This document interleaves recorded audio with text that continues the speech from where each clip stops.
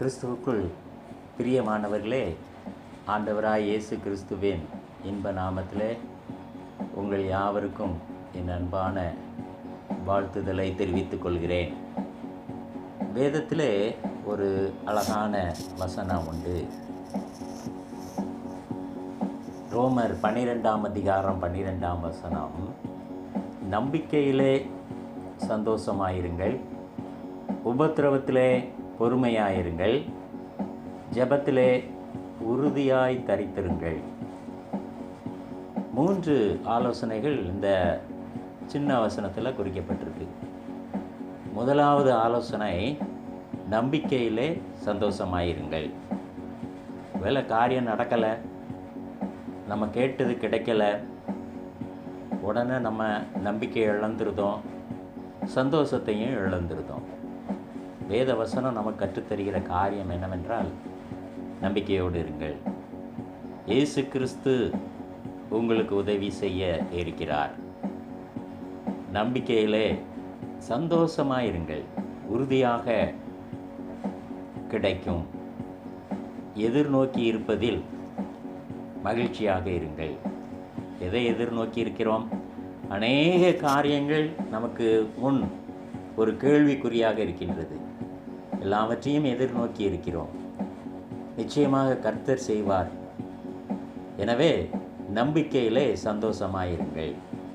வேறு ஒரு வார்த்தையில் நாம் இதை சொன்னோமே என்றால், அவநம்பிக்கையை அகற்றுங்கள். அவநம்பிக்கை நம்மிடத்தில் நம்பிக்கையற்ற சூழ்நிலை இருக்கக்கூடாது. அவநம்பிக்கையை முதலாவதாக அகற்ற வேண்டும். மத்தேயு 14ஆம் அதிகாரம் 22ஆம் வசனம் முதல் 34ஆம் வசனம் வரை வாசிக்கின்ற பொழுது, படகிலே சீசர்கள் பயணித்து கொண்டிருக்கிறார்கள். 4ஆம் ஜாமத்திலே இரவிலே படகு நடுக்கடலில் சென்று கொண்டிருக்கின்ற பொழுது, இயேசு கிறிஸ்து அந்த கடலின் மீது, ஜலத்தின் மீது நடந்து வருகிறார். இதை பார்த்தவுடன் பயப்படுகிறார்கள். பயந்தவுடன் இயேசு கிறிஸ்து சொல்கிறார், நான் தான், பயப்படாதிருங்கள் என்று சொல்கிறார்.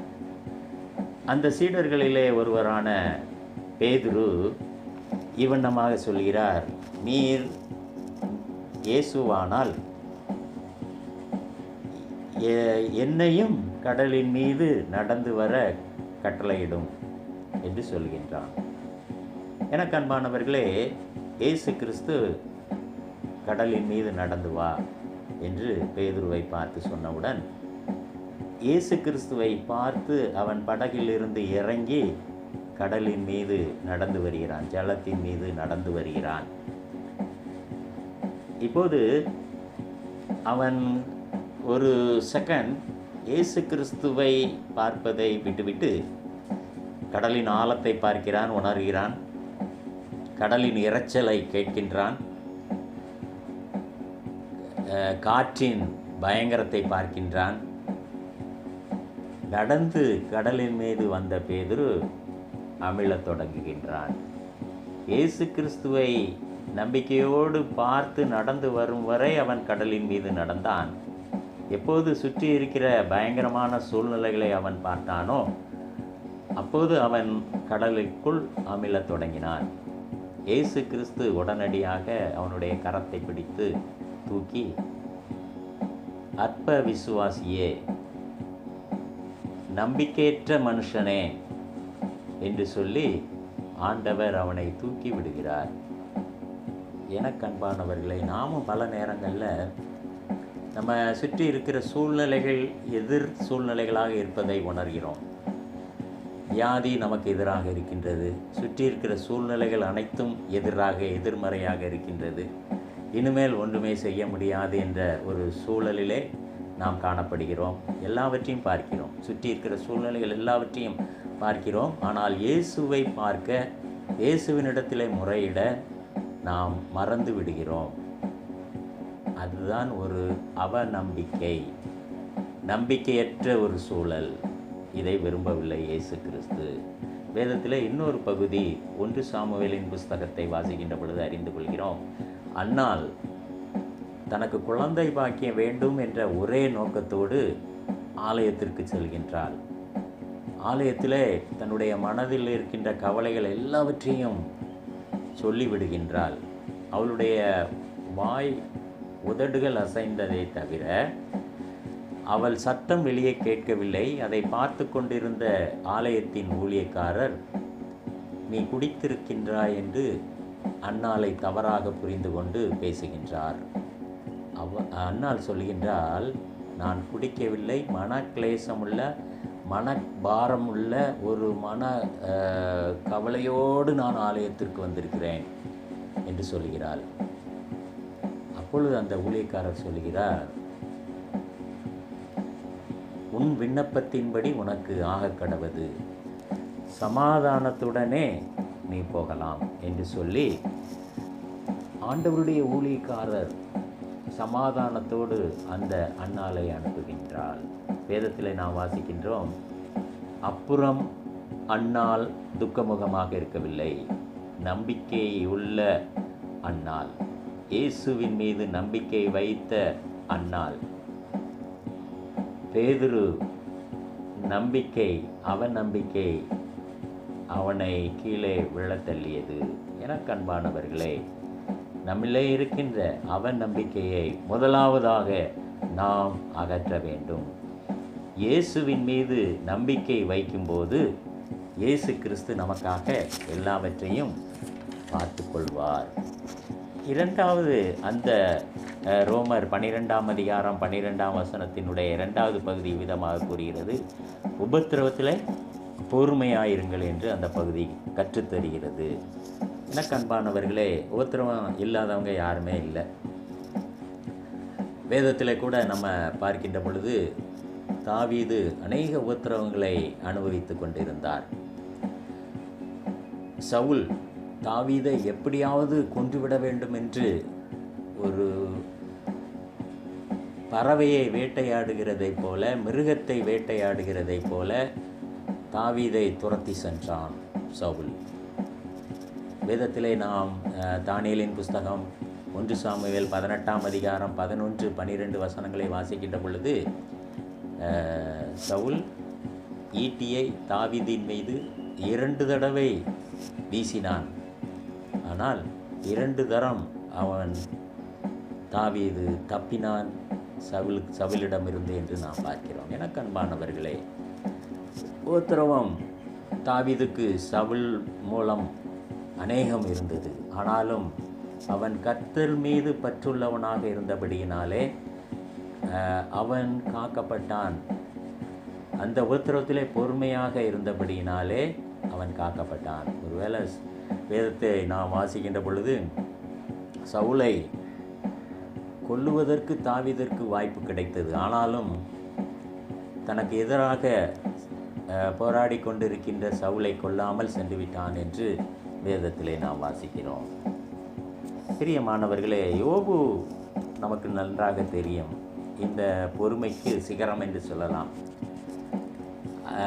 அந்த யோபுவினுடைய புத்தகத்தை 3ஆக பிரிக்கலாம். முதல் பகுதி 1ஆம் அதிகாரம் 1 வசனம், 2ஆம் வசனம், 3ஆம் வசனத்தை வாசிக்கின்ற பொழுது யோபுவுக்கு என்னென்ன ஆசீர்வாதங்கள்லாம் இருந்தது. பிள்ளைகள், அழகான மகன்கள், பிள்ளைகள், பெண் பிள்ளைகள், ஒட்டகங்கள் என்று அநேக ஆசீர்வாதங்கள் நிரம்ப பெற்றவனாக காணப்பட்டான். வேலைக்காரிகள் நிறைய பேர் இருந்தாங்க வேலை செய்வதற்கென்று. அப்படி ஆசீர்வதிக்கப்பட்ட வாழ்க்கையை நடத்தி கொண்டிருந்தான் யோபு. அடுத்த கட்டம் யோபுவினுடைய புஸ்தகத்திலே பார்க்கிறோம். உலகத்திலே எந்த மனுஷனும் அனுபவிக்காத கொடூரத்தை அனுபவித்தார் யோபு. பிரியமானவர்களே, அவன் ஒரு ஓட்டை எடுத்து உடல் முழுவதும் சொரிந்து கொண்டிருந்தான். அவனை பார்க்க வந்தவர்கள் ஒருவேளை அவனுடைய நண்பர்கள் பார்க்கின்ற பொழுதும் கூட அவனுடைய அடையாளம் முற்றிலுமாக மாறிவிட்டது. அவன் அப்படி மாறிவிட்டான். எல்லாரும் கைவிட்டு போய்விட்டார்கள். பெற்ற பிள்ளைகள் கூட ஓடிவிட்டார்கள். மனைவி இறைவனை தூசித்து விட சொன்னால். அவ்வளோ எல்லாருமே ஒரு எதிரான ஒரு சூழ்நிலையில் இருக்கும் பொழுதும் இந்த யோபு பொறுமையோடு இருந்தார் என்று வேதத்தில் நாம் வாசிக்கிறோம். என்ன பொறுமை? வேதத்திலே நாம் அதை அறிந்து கொள்கிறோம். நீர் செய்ய நினைத்தது தடைபடாது. அவ்வளோ பொறுமையாக இருக்கார். கர்த்தர் நிச்சயமாக எனக்கு இதிலிருந்து விடுதலை கொடுப்பார், இதிலிருந்து என்னை தப்புவிப்பார், இந்த உபத்திரவத்திலிருந்து கர்த்தர் நிச்சயமாக விடுதலை கொடுப்பார். எல்லாவற்றையும் இழந்த பொழுதும் அவன் கர்த்தர் செய்ய நினைத்தது தடைபடாது என்ற வார்த்தையிலே உறுதியாக இருந்தான். பொறுமையோடு காத்திருந்தான். கஷ்டத்தில், உபத்திரவத்தில், கண்ணீர் வாழ்க்கையில், கடினமான வாழ்க்கையில், துயரமான வாழ்க்கையில் யோபு பொறுமையோடு எல்லாவற்றையும் சகித்தார். மாறாக அவர் வழி விலகி போகவில்லை, மாறாக இறைவனை தூசிக்கவில்லை, முறுமுறுக்கவில்லை என்று நாம் வேதத்தை வாசிக்கின்ற பொழுது அறிந்து கொள்கிறோம். ஒருவேளை யோபு பற்றி யோபு புஸ்தகத்தை 3ஆக பிரிக்கலாம். முதல் அதிகாரம் 1, 2, 3 வசனங்கள் ஆசீர்வாதங்கள். அதைத் தொடர்ந்து 2ஆம் அதிகாரம் 7, 8, 9 வசனங்கள் மற்றும் 11, 12, 13 வசனங்களை வாசிக்கின்ற பொழுது யோபு எவ்வளவு கஷ்டப்பட்டார் என்பதை அறிந்து கொள்கிறோம். தொடர்ந்து வர்ற வசனங்களும் நமக்கு அதை சுட்டி காண்பிக்கின்றது. இறுதியிலே அந்த யோபுவின் புஸ்தகம் கடைசி பகுதியிலே அவன் தன்னுடைய சிநேகிதருக்காக ஜெபித்த பொழுது ஆண்டவர் அவனுடைய சிறையிருப்பை, யோபுவினுடைய சிறையிருப்பை மாற்றினார். அவன் நம்பிக்கை வீண் போகவில்லை, யோபுவினுடைய நம்பிக்கை வீண் போகவில்லை, யோபுவினுடைய பொறுமை வீண் போகவில்லை. நீர் செய்ய நினைத்தது தடைபடாது என்று நம்பிக்கையில் இருந்த, பொறுமையோடு இருந்த யோபுவினுடைய நம்பிக்கை வீண் போகவில்லை. பிரியமானவர்களே, உபத்திரவம் உண்டு, அதிலே நாம் பொறுமையாக இருக்க வேண்டும் என்று சொல்லி வேத வசனம் நமக்கு சுட்டி காண்பிக்கின்றது. மூன்றாவதாக இந்த வசனம் ரோமர் 12:12 சொல்கிறது, ஜெபத்திலே உறுதியாய் தரித்திருங்கள். ஜெபத்திலே உறுதியாய் தரித்திருங்கள். வேதத்திலே நாம் அநேக காரியங்களை அறிந்து கொள்கிறோம். ஜெபத்தினால் வெற்றி பெற்றதை நாம் அறிந்து கொள்கிறோம். இடைவிடாமல் ஜெபம் பண்ணுங்கள் என்று நாம் வேதத்திலே வாசிக்கிறோம். என கண்பானவர்களே, ஜெபம் அநேக காரியங்களிலே நமக்கு வெற்றியை தரக்கூடியது. ஜெபம் ஆண்டவருக்கும் நமக்கும் உள்ள தொடர்பை அதிகரிக்கின்றது. ஜெபம் பரிசுத்தமாய் வாழ இன்னும் நம்மை பக்குவப்படுத்துகின்றது. ஜெபத்திலே உறுதியாய் தரித்திருக்க வேண்டும். அண்ணால் அப்படி தான் உறுதியாக தரித்திருந்தாள்.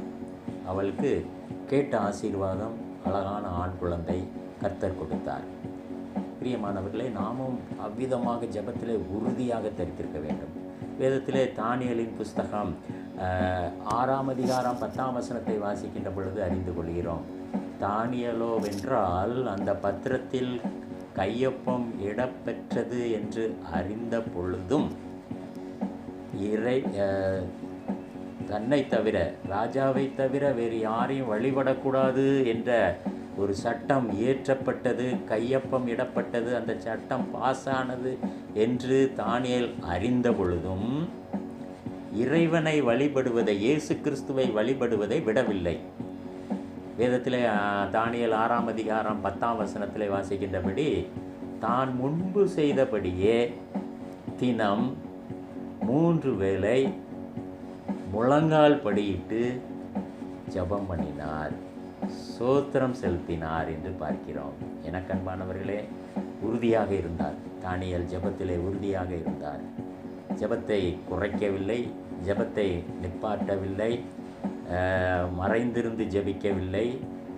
ஜன்னல் எல்லாவற்றையும் திறந்து மேல் மாடிக்கு சென்று அவர் பலகணிகளை திறந்து முழங்கால் படியிட்டு வழக்கத்தின்படியே ஜெபம் செய்தார். எல்லாருக்கும் தெரியும், 3 வேளை தானியேல் ஜெபம் பண்ணுவார்னு தெரியும்.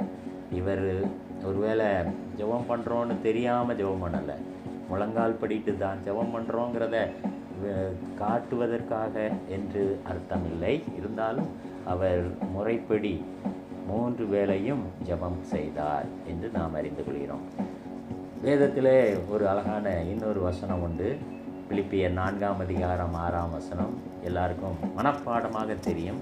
நீங்கள் ஒன்றுக்கும் கவலைப்படாமல் எல்லாவற்றையும் குறித்து உங்கள் விண்ணப்பங்களை ஸ்தோத்திரத்தோடே கூடிய ஜெபத்தினாலும் வேண்டுதலினாலும் தேவனுக்கு தெரியப்படுத்துங்கள். ஜெபத்திலே உறுதியாய் தரித்திருங்கள். பிரியமானவர்களே, நாம் ஜெபத்திலே உறுதியாய் தரித்திருக்கோமா? அல்லது ஜெபத்தை நேரத்தை குறைத்து விட்டோமா? அல்லது ஜெபம் பண்ணுவதை நிறுத்தி விட்டோமா? பிரியமானவர்களே, ரோமர் 12ஆம் அதிகாரம் 12ஆம் வசனம் நமக்கு நல்ல 3 ஆலோசனைகளை தருகிறது. நம்பிக்கையிலே சந்தோஷமாயிருங்கள், எதிர்நோக்கி இருப்பதில் மகிழ்ச்சியாக இருங்கள், உபத்திரவத்திலே பொறுமையாக இருங்கள், உபத்திரவத்தை பொறுமையாக சகித்து கொள்ளுங்கள். 3ஆவதாக ஜெபத்திலே உறுதியாய் தரித்திருங்கள் என்று நமக்கு இந்த வேத வசனம் கற்றுத்தருகிறது, போதிக்கின்றது. இறை வேண்டலில் நாம் நிலைத்திருக்க வேண்டும். கர்த்தர் தாமே இந்த வசனத்திலே சொல்லப்பட்டபடி நம்மை ஆசீர்வதித்து வழி நடத்துவாராக. ஆமென்.